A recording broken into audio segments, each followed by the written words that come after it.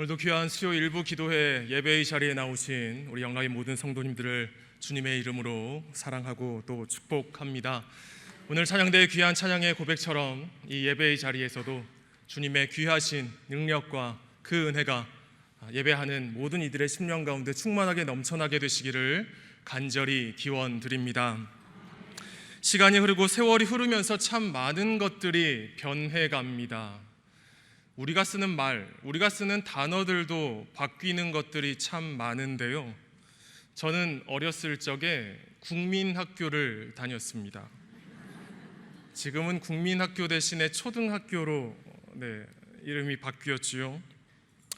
제가 국민학교를 다닐 때에는 이 학기 중에 수미양가 이렇게 성적을 내기 위해서 쪽지 시험도 보고 이제 학기 중에 시험도 보고 그랬는데, 요즘 초등학생 아이들은 시험이 아니라 뭘 보는지 아십니까? 네, 젊으신 분들은 아시는 분들이 계신 것 같은데요. 시험이 아니라 요즘 아이들은 수행평가를 봅니다. 제가 가끔씩 저희 딸아이와 같이 공부를 하는 날이 있는데요. 딸아이에게 이렇게 공부를 가르쳐 주는 날이 있는데요. 그날은 바로 이제 딸아이가 수학 수행평가를 보기 전날이거나 전전날 이렇게 하루나 이틀 정도 아이와 함께 이제 공부를 합니다. 믿기 어려우시겠지만 제가 수학을 좀 합니다.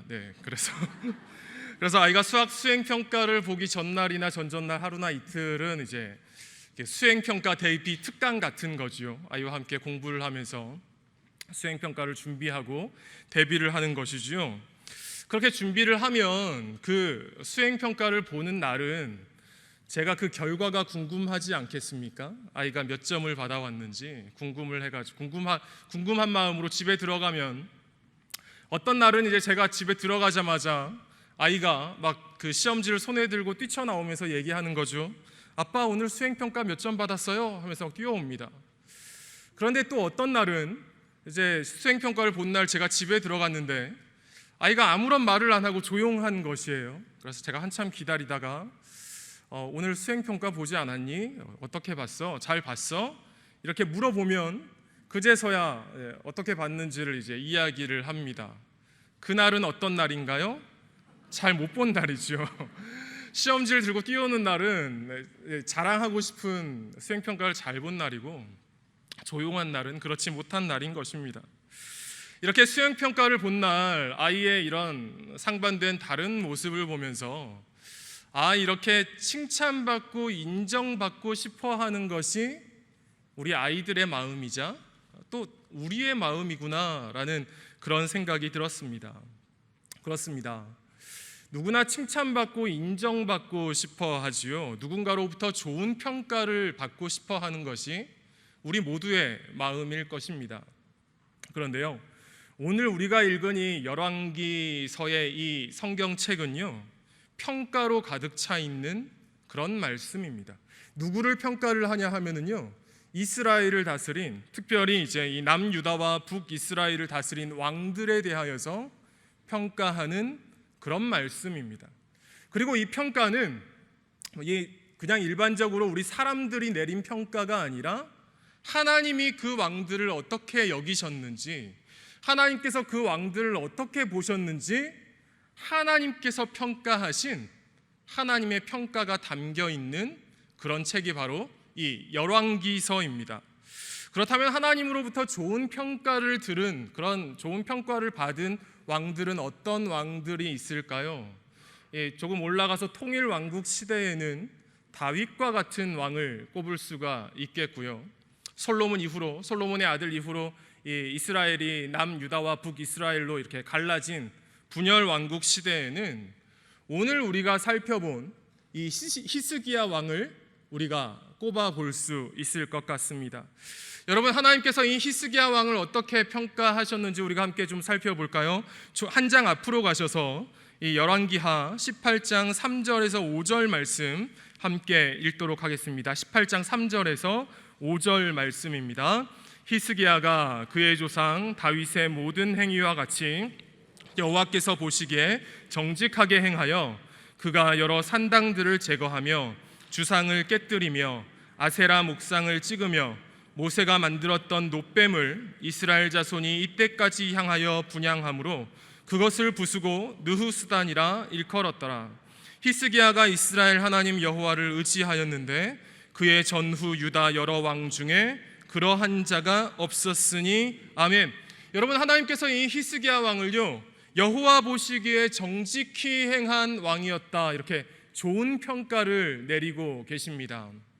그리고 이 히스기야 왕의 업적에 대하여서 오늘 이 열왕기하 18장은 3절에서 5절 짧은 3절의 말씀으로 간략하게 소개를 하고 있는데요, 또 다른 왕의 이야기 역대하의 말씀으로 넘어가면은요, 이 히스기야 왕의 행적이 29장에서 31장까지 3장에 걸쳐서 굉장히 세세하게 자세하게 그렇게 기록이 되어져 있습니다. 히스기야 왕은요 왕으로 즉위하자마자 성전을 가득 채우고 있던 우상들을 먼저 다 부수어 버렸습니다. 그리고 하나님의 성전을 깨끗하게 하는 일들을 해 나갔지요. 그리고 오랜 세월 동안 그 남유다 왕국에서 지켜지지 않던 절기, 유월절 절기를 다시 회복하여서 하나님께 성대하게 올려드리게 됩니다. 그리고 제사장들과 레위 사람들을 잘 세워가지고 성전 안에서 하나님을 향한 예배, 제사가 잘 드려질 수 있도록 이 성전을 온전하게 회복시켰던 그런 왕이 바로 이 히스기야였습니다. 이렇게 말씀에 순종하면서 하나님 보시기에 기쁘게 행하였던 이 히스기야 왕을 하나님이 바라보시면서 이 히스기야 왕에게 이렇게 말씀하시는 것이지요. 히스기야야, 네가 정말 잘하는구나. 네가 정말 나에게 큰 기쁨이 되는구나.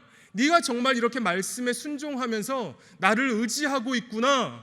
하나님께서 이렇게 기쁨의 탄성, 기쁨의 말씀을 히스기야 왕에게 하시는 것입니다. 성도 여러분, 우리도 오늘 이 히스기야 왕처럼 하나님께 이런 칭찬 듣는 하나님의 백성, 하나님의 성도들 다 될 수 있기를 간절히 바라고 소망합니다. 사람들에게 잘해서 사람들에게 좋은 칭찬받는 그런 수준이 아니라 영원하신 하나님, 전능하신 우리 아버지 하나님으로부터 큰 칭찬을 받는, 기쁨의 칭찬을 받는 그런 우리들 모두가 다 되실 수 있기를 간절히 기도드립니다. 그런데 이렇게 하나님으로부터 칭찬받는 히스기야 왕 시대에도 항상 평안함만 있었던 것은 아니었습니다. 히스기야 왕의 아버지 아하스 왕 시대에 하나님을 버리고 그 대신 그 당시의 강대국이었던 이 아수르라는 나라를 이 아하스 왕이 붙잡았는데요, 이 히스기야 왕은 반대로 하나님을 붙잡고 이 아수르 나라를 배반하였던 것이지요. 그러자 이 아수르의 산헤립 왕이 이 남유다 왕국에 보복을 하기 위하여서 남유다 왕국에 공격을 하고 침략을 하게 되는 것입니다. 그러자 이 히스기야 왕이 이 아수르 왕국의 공격에 대하여서 처음에 어떻게 반응을 했는지 아십니까? 이 18장 14절 말씀 우리 함께 읽어보도록 하겠습니다. 18장 14절 말씀입니다. 유다의 왕 히스기야가 라기스로 사람을 보내어 아수르 왕에게 이르되 내가 범죄하였나이다. 나를 떠나 돌아가소서. 왕이 내게 지우시는 것을 내가 당하리이다 하였더니 아수르 왕이 곧 은 300달란트와 금 30달란트를 정하여 유다 왕 히스기야에게 내게 한지라. 아멘. 아수르의 왕 산헤립은 자기들이 그 침략을 멈추고 자기들이 전쟁을 벌이지 않고 자기들이 돌아가는 그 조건으로 히스기야 왕에게 은 300달란트와 금 30달란트를 요구를 합니다. 그리고 이 히스기야 왕은 그 금과 은을 아수르 왕에게 주기로 약속을 하였지요. 여러분, 그런데 요즘은 돈이 조 단위로 이야기되는 그런 시대니까 여기에 나오는 이 30달란트, 300달란트가 크게 안 느껴지시지요? 성경에는요, 특별히 신약 성경에는 이 달란트라는 말이 화폐의 돈의 단위이기도 하지만 구약 성경에서 많은 부분에서 이 달란트는 화폐의 단위가 아니라 무게, 중량을 재는 그런 단위로 나옵니다. 오늘도 그렇죠. 이 한 달란트가 어느 정도의 무게냐 하면 35kg 정도의 무게입니다. 그러니까 지금 이 아수르 왕이 히스기야 왕에게 바치라고 하는 그 양이 어느 정도 되는 거냐 하면 금이 약 1톤 정도가 넘어가는 것이고 은은 10톤 정도가 넘어가는 어마어마한 양을 이 히스기야 왕에게 요구를 한 것이지요. 그리고 이 히스기야 왕은 이런 엄청난 양의 금과 은을 이렇게 제공하기 위하여서 15절을 말씀을 보시면 여호와의 성전과 왕궁 곳간의 은을 다 모아가지고 아수르에게 보내주고, 그리고 또 성전 문의 금과 기둥에 입힌 금을 다 벗겨내가지고 솔로몬 시대에 성전을 아름답게 꾸몄던 그 성전의 금들을 다 벗겨내가지고 아수르에게 보내었던 것입니다. 여러분, 자신이 사랑하는 그 여호와 하나님의 성전, 그 성전을 꾸미고 있는 아름다운 금을 다 벗겨내고 있는 그 모습을 바라보는 히스기야 왕의 그 마음이 어떠했을까요? 비참하고 참 비통했을 것입니다. 수치스러움과 치욕을 느꼈을 것입니다. 하지만 남유다 왕국, 그 나라의 안전을 위하여서 그 수치와 치욕을 히스기야 왕이 다 감당을 했던 것입니다. 그런데요, 여러분, 이렇게 엄청난 돈을 들여서, 엄청난 금과 은을 들여서 얻어내었던 그 평화가 오래 갔을까요? 그렇지가 않았습니다. 아수르 왕국이 다시 또 쳐들어오게 됩니다. 우리 18장 17절 말씀을 한번 눈으로 보시기 바랍니다. 아수르 왕이 다르단과 랍사리스와 랍사게로 하여금 대군을 거느리고 라기스에서부터 예루살렘으로 가서 히스기야 왕을 치게 하매 그들이 예루살렘으로 올라가니라. 그들이 올라가서 윗모 수도 곁 곧 세탁자의 밭에 있는 큰 길에 이르러 서니라. 아멘. 여러분, 아수르 왕은 그 엄청난 양의 금과 은을 받고 엄청난 돈을 받고 맺었던 이 남유다 왕국과의 평화 조약을 헌신짝처럼 다 버려버리고 언제 그랬냐는 듯이 다시 또 남유다 왕국을 쳐 들어오는 것입니다. 그리고는 이번에는 또 온갖 입에 담지 못할 말들로 유다 왕국을 비방하고 이스라엘 백성들을 조롱하고 여호와 하나님을 욕하고 비방하기 시작하였습니다. 여러분, 사람은 경험을 통하여서 배우는 동물이지 않습니까? 처음 위기, 처음 그 아수르의 침략에서 돈으로 해결해 보았지만 그것이 그렇게 오래 가지 않는다라는 것을 깨닫게 된 히스기야 왕이 이번에 다시 반복된 이 아수르의 위기 앞에서 이번에는 어떻게 해결을 했을까요? 히스기야 왕은 먼저는 하나님의 선지자 이사야 선지자에게 기도 부탁을 하게 됩니다. 우리 함께 19장 4절 말씀 함께 읽도록 하겠습니다.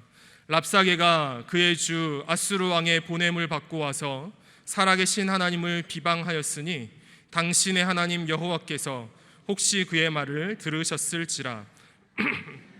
여호와께서 그 들으신 말 때문에 꾸짖으실 듯하니 당신은 이 남아있는 자들을 위하여 기도하소서 하더이다 하니라. 아멘. 여러분, 이 말씀은요, 간단히 말씀드리면 이사야 선지자요, 당신께서는 우리를 위하여서, 우리 남아있는 자들을 위해서 좀 간절히 기도해 주십시오, 이 이야기를 하고 있는 것이지요. 성도 여러분, 오늘 말씀의 첫 번째 메시지가 바로 이것입니다. 우리에게도 문제와 위기가 닥쳐올 때에 누군가에게 기도 부탁을 해야 한다라는 것입니다. 어느 장로님의 간증을 들은 적이 있습니다. 이 장로님의 아들이 한창 젊은 20대 때에 희귀한 질병이 걸려가지고 치료를 받게 되었다고 합니다.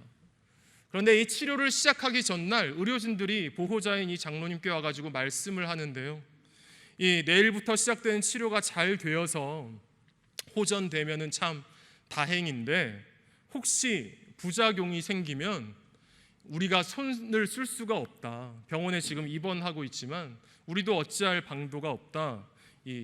즉사할 수가 있다라고 충격적인 이야기를 하시더랍니다. 하늘이 무너져 내리는, 아버지의 마음으로서는 하늘이 무너져 내리는 그런 이야기였던 것이지요. 그 장로님께서 그때 할 수 있는 게 무엇이 있겠습니까? 할 수 있는 게 기도밖에 없었다라고 말씀을 하십니다. 그때 또 그분께서 다니시던 교회가 어려운 때라 담임 목사님도 안 계신 때였는데, 그 집에 계시는 아내 권사님이 아는 권사님들께 기도 부탁을 해가지고 아시는 권사님들이 함께 모여서 그 교회 성전에 모여서 이 철야 기도를 시작하셨다라는 것이지요. 여러분, 우리가 믿는 이 신앙의 힘은요, 우리 삶이 평탄할 때에는 그 신앙의 힘이 별로 드러나지 않는 것 같습니다. 문제가 없고 일이 잘 풀리고 어려움이 없을 때에는 누가 그리스도인인지 티가 나지 않습니다. 알아볼 수가 없습니다. 그런데 우리의 이 신앙의 힘이 언제 드러나냐 하면 우리의 삶에 큰 문제가 생기고 위기가 닥치고 어려움이 생길 때인 것입니다. 그때 신앙의 힘이 나타나게 되는데요, 바로 그 닥친 어려움을 견디고 이겨나갈 수 있는 힘으로 나타나게 되는 것입니다. 그런데 어떻게 그 어려움을 견디고 이겨나갈 수가 있습니까? 다른 방법이 없습니다. 기도를 통해서인 것입니다. 특별히 함께 기도함을 통하여서 그 어려움을 견뎌나가고 이겨나갈 수가 있는 것이지요. 우리 한국인들이 참 좋아하는 복음성가에 빠지지 않는 찬양이 있습니다. 가사를 읽어드릴까요? 마음이 지쳐서 기도할 수 없고 눈물이 빗물처럼 흘러내릴 때 주님은 우리 연약함을 아시고 사랑으로 인도하시네. 여기까지 읽으면 무슨 찬양이지? 네, 모르시는 분들이 계실지 모르겠는데, 다음 가사는 이렇습니다. 누군가 널 위하여 누군가 기도하네. 내가 홀로 외로워서 마음이 무너질 때 누군가 널 위해 기도하네. 여러분, 이 찬양의 가사가 굉장히 단순하지 않습니까? 찬양의 가사에 특별하고 거창하고 대단한 가사가 실려 있는 게 아닙니다. 네가 어려운 가운데 있지, 네가 혼자가 아니야, 누군가 널 위해 기도하고 있어. 이게 이 찬양 가사의 전부입니다. 그런데 이 단순한 그 사실이 우리들 마음에 위로와 힘이 되어주는 것입니다. 그렇지, 내가 혼자가 아니지, 지금 날 위해 기도하는 사람들이 있지, 기도의 동역자들이 있지. 이것이 고난을 견딜 수 있는 힘, 어려움을 이겨낼 수 있는 힘이 되어주는 것입니다. 성도 여러분, 우리의 힘으로 풀 수 없는 문제들이 닥쳐올 때에, 내 힘으로 해결이 안 되는 그런 일들을 만나게 될 때에 우리의 마음을 열고 기도 부탁을 요청하는 그런 우리들 모두가 될 수 있기를 간절히 기도드립니다.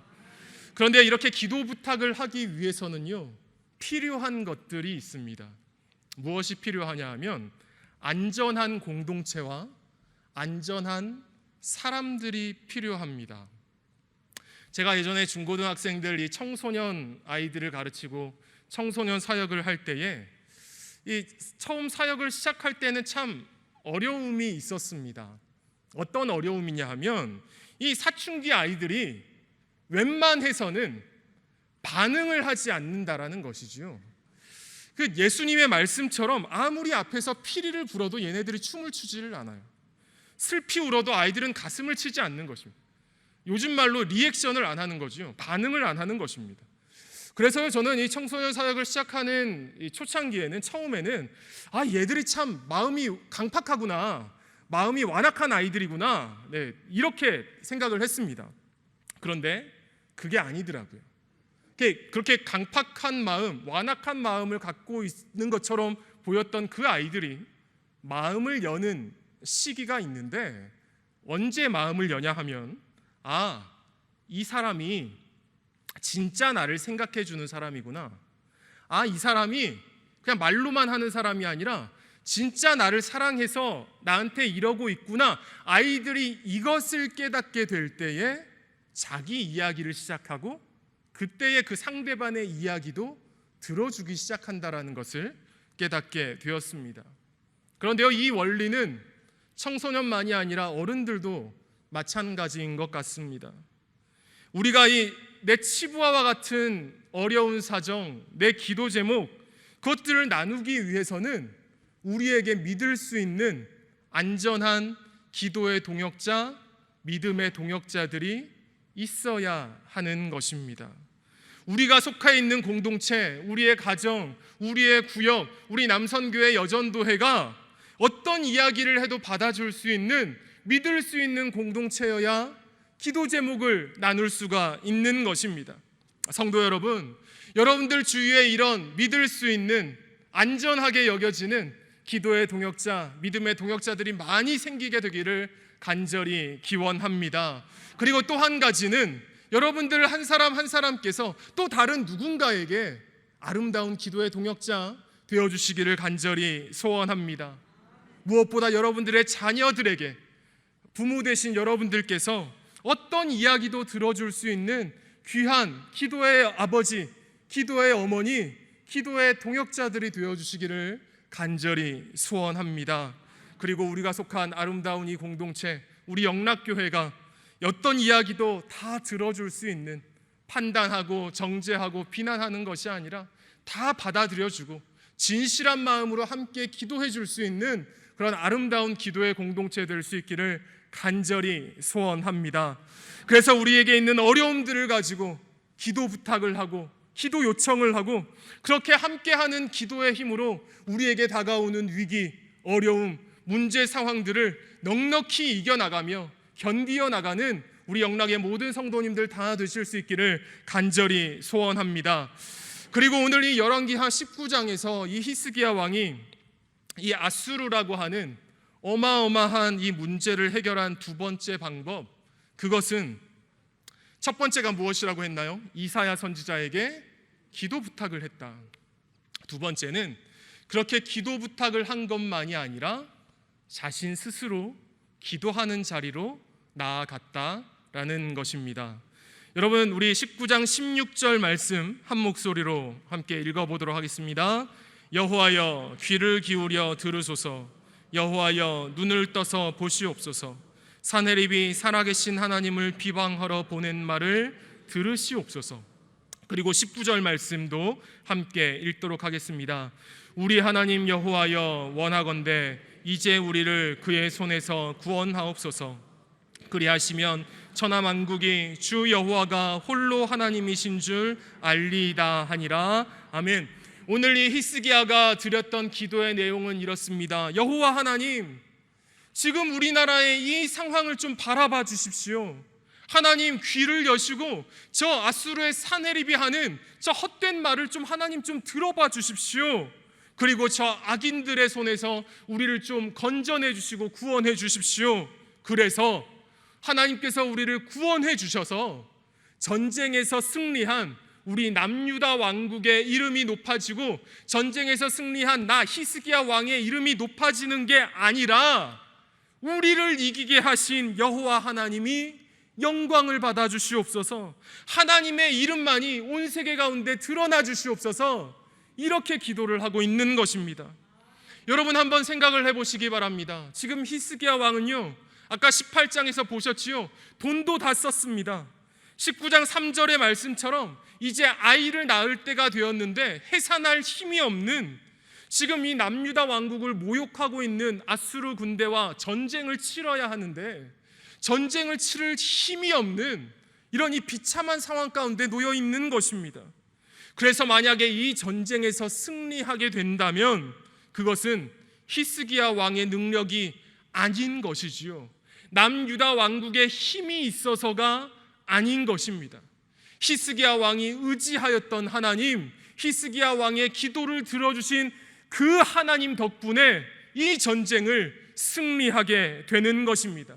전쟁을 승리하게 되는 유일한 이유가 나나 우리 나라와 우리 군대에 있는 것이 아니라 나의 기도를 들으시는 영원한 하나님, 하나님 한 분께만 승리의 이유가 있다라는 것입니다. 히스기야 왕이 이렇게 하나님께 간절히 기도를 했을 때 하나님께서 응답을 하십니다. 35절 말씀을 보니까요, 하나님의 사자가 나타나서 하룻밤 사이에 예루살렘 성을 에워싸고 있던 아수르 군사 18만 5천 명을 다 몰살시켜 버렸습니다. 그리고 그렇게 하나님을 비방하고 이스라엘을 욕되게 하던 아수르의 왕 그 산헤립은 자기 나라로 돌아가서 자기의 우상을 숭배하다가 자기 신하들의 손에 죽임을 당하게 됩니다. 여러분, 무엇인가요?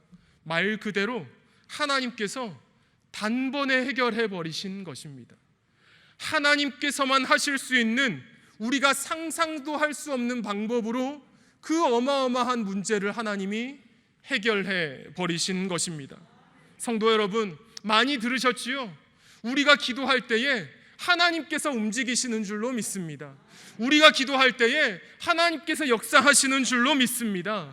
우리랑 비교도 안 되는 인간의 수준이 아니라 영원하신 하나님, 전능하신 하나님께서, 창조주이신 하나님께서 우리의 문제에 간섭을 하시고 하나님이 친히 역사하시는 줄로 믿습니다.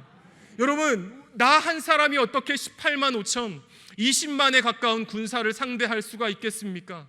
내가 할 수 있는 방법은 히스기야 왕이 처음에 했던 것처럼 내게 있는 돈들 다 긁어 모아가지고 그 상대방의 적군에게 주는 수밖에 없습니다. 이 돈을 받고 물러가 주십시오, 제발 좀 물러가 주십시오, 사정하고 비는 수밖에 없습니다. 그런데 내가 하는 그 방법은 잠깐 임시 방편이 될지 모르지만 또 그런 문제가 똑같이 벌어지는 것이 우리네 삶의 모습인 것입니다. 그런데 나의 힘으로 해결해 보려고 하는 것이 아니라 기도할 때에 하나님께서 해결하시는 것이지요. 사람이 상상도 할 수 없는 방법으로, 사람이 도저히 할 수 없는 방법으로, 하나님만이 하실 수 있는 방법으로 그 어마어마한 문제를 해결해 버리시는 것입니다. 아까 말씀드렸던 장로님의 간증 말씀드렸지요.